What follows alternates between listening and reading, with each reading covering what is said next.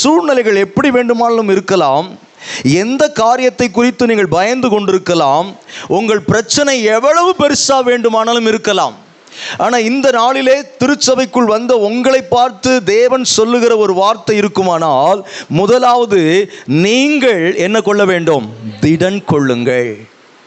எப்பவுமே நாம திடன் கொள்ளாம இன்னொருத்தரை பார்த்து நாம திடப்படுத்த முடியாது.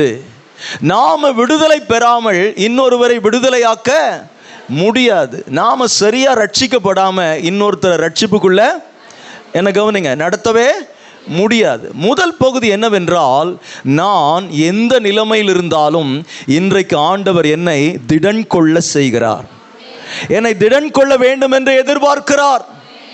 இப்போ இந்த வசனம் சொல்லப்பட்ட பின்னணியம் என்னவென்றால், எசேக்கியா கர்த்தருக்கு பயந்த ஒரு ராஜா, தேவனை நம்பி தன்னுடைய தேசத்தை நடத்தி கொண்டிருக்கிறான். ஆனால் அவனுக்கு எதிராக அசரியா ராஜாவாகிய சனகரிப் என்கிற ஒரு மோசமான ராஜா, அவன் ரொம்ப பெருமை உள்ள ராஜா, அவன் ரொம்ப வலிமை உள்ள ராஜா.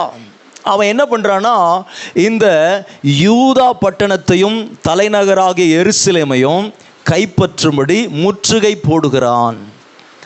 இந்த சூழ்நிலையில் யூதா மக்களும் எசேக்கியா ராஜாவும் அவனோடு எதிர்த்து என்ன பண்ண முடியாது? போர் செய்ய முடியாது. ஏன்னா அவன் பெரிய வல்லரசு. அந்த நாட்கள் இருந்த ஒரு வல்லரசு தேசத்தில் அசரியா ராஜ்யம் ரொம்ப முக்கியமானது, எகிப்து ரொம்ப முக்கியமானது, பாபிலோன் ராஜ்யம் ரொம்ப முக்கியமானது, கிரேக்க சாம்ராஜ்யம் ரொம்ப முக்கியமானது. இப்படிப்பட்ட காலகட்டங்களில் தான் தேவ பிள்ளைகள் எல்லா வல்லரசு தேசங்களினாலும் ஒடுக்கப்பட்டார்கள்.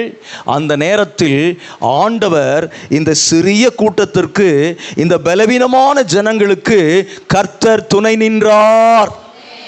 பாருங்க, ஒரு ராஜாவினுடைய கடமை எப்படி இருக்குதுன்னா, அவன் கர்த்தரை நம்பி இருக்கிறான். அவனுடைய பலன் யார் என்றால் கர்த்தர் தான். அவனுடைய பெரிய வெற்றிக்கு யாரை சார்ந்திருந்தான் என்றால், தன் தேவனாகிய கர்த்தரை எசேக்கியா ராஜா சார்ந்திருந்தான். அதனால ஜனங்களை பார்த்து எப்படி ஜனங்களை அவன் தைரியப்படுத்தினான் என்றால், அவன் வாயிலிருந்து வருகிற வார்த்தை, நீங்கள் திடன் கொண்டு எப்படி இருங்க? தைரியமாயிருங்கள். ஜனங்க எல்லாரும் யோசிக்கிறாங்க, நம்ம ராஜா ரொம்ப பலவீனமானவர், நம்ம படைகள் ரொம்ப சாதாரணமானது, நாம ஒரே ஒரு கோத்திரம், யூதா கோத்திரம்.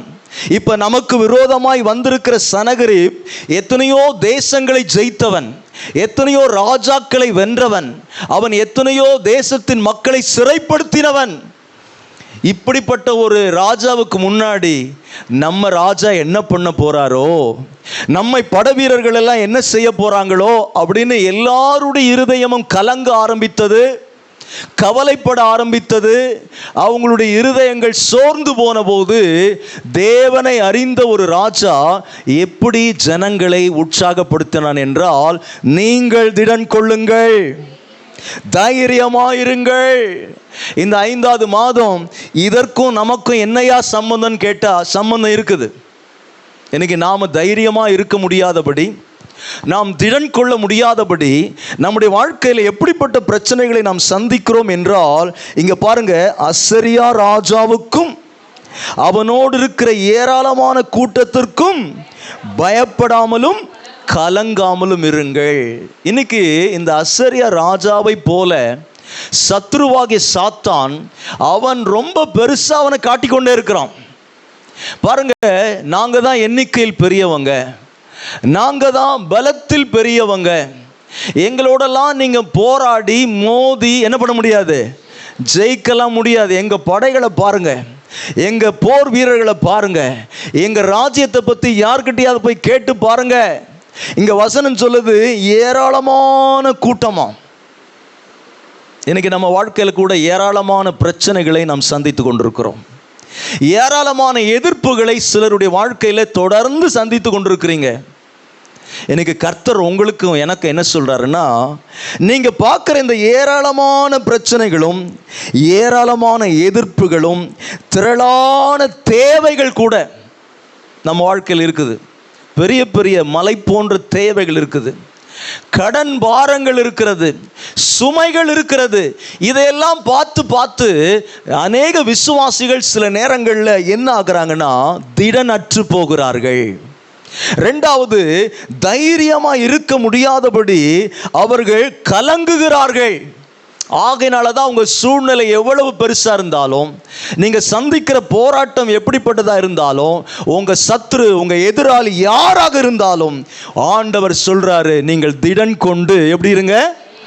தைரியமா இருங்கள்.